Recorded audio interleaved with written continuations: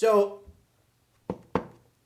the investigation report confirms the basics of an event as told in the October 31st Washington Post article. At 10:30 p.m. on October 29th, 1970, 6 officers responded to 5307 Guinea Road for a subject dressed as a rabbit with an axe.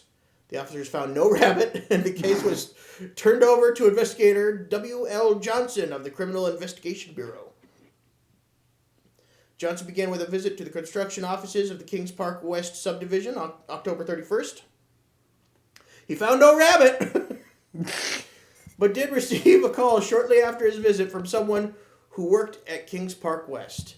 The caller claimed to have just received a telephone call from somebody identifying himself as the Axeman. The Axeman allegedly said, "Mr. Blank, you have been messing up my property by dumping tree stumps, limbs, and brush, and other things on the property." The Axeman further stated that you can make everything right by meeting me tonight and talking about the situation. The representative from Kings Park West stated that the caller sounded to be a white male in his late teens or early 20s. The police set up a stakeout, but the Axeman never showed up.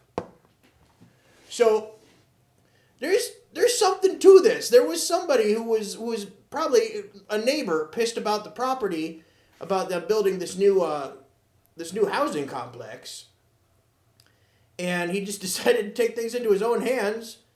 And he was already pissed off. Somebody was necking in his field. Created the bunnyman. So he created the bunnyman. Now, whether or not he's actually wearing a bunny costume is kind of a sort of contention. Up for debate. Right. But I just find that absolutely fascinating.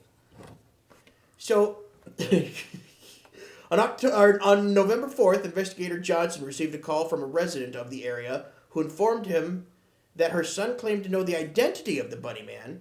She stated that some of the neighborhood children who have seen or been with the bunnyman described him as an older teenager. Johnson interviewed the son, who was aged 8, and eventually learned that he had not actually met the bunnyman, but had only heard of the bunnyman at school from the rest of the children talking about him, end quote. Interviews with other neighborhood children had similar results. So all these kids are now saying, I know who the bunnyman is, trying to look cool to all their friends. And then the police get involved and they're like, who's the bunnyman? They're like, I don't know who the bunnyman is. They start slapping everybody. Yeah, just smacking these kids around. So on March 14th, 1971... Allegedly. Johnson wrote the following summary. After a very extensive investigation into this and all of the other cases of the same nature, it is still unsubstantiated as to whether or not there really is a white rabbit. Sounds interesting. It's interesting. It's a little fishy. It's very, very different. So the case is currently marked as inactive,